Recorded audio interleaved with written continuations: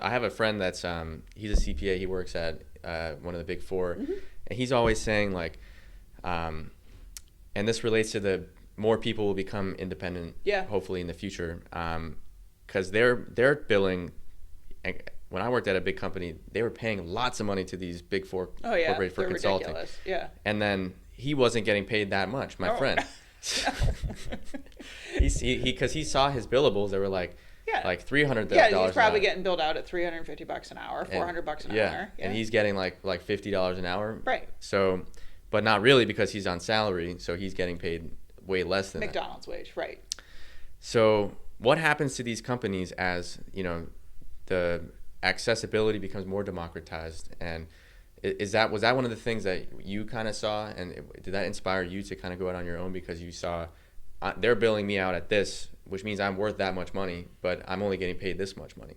That is not what my path was. Now, I know people who had that path, and I know some gentlemen that worked at it was Coopers and Lybrand back then, so before it was even PwC, who have made a very successful consulting practice out of that, right? And they just got a Carlyle investment a couple of years ago. Like, they're very successful. Oh, wow. But that's not what my path was. So my path was, I went to work at PwC or KPMG, and then I went to PwC.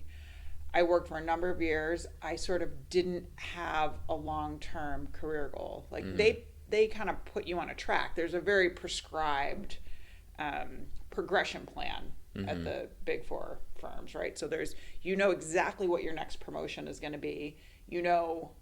Basically within a 6-month range when that will be. Yeah. Right. Like, so to the day almost. Yeah. And because it's just very structured in that way.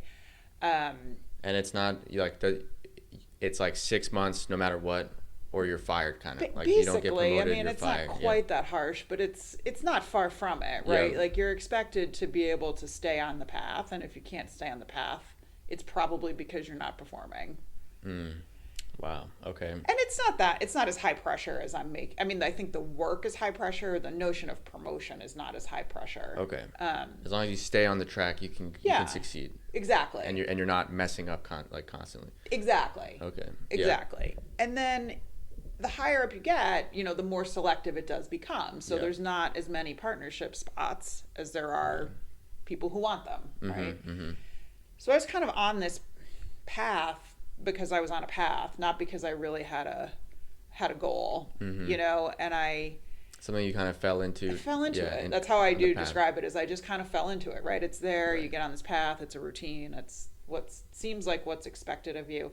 And I didn't know any different. To me, there were no other options, because one of the things I think the firms are really good at is telling you how great they are.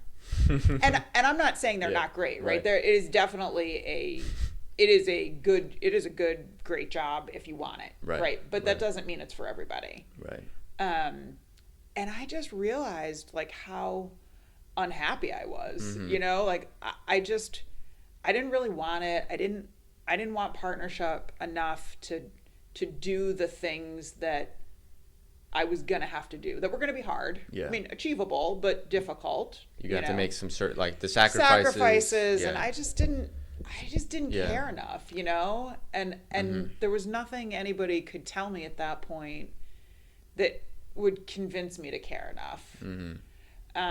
You had kind of made your mind already that this is not something you wanted to do. Yeah, and not because it wasn't a good career. It just wasn't how I wanted to spend the next X. And I also looked around me and I saw the other partners were kind of aging and overweight and unhealthy, and they just seemed to lead pretty stressful lifestyles, and I just didn't want to do that. I spent my 20s doing that, and I didn't want to do that anymore. Wow.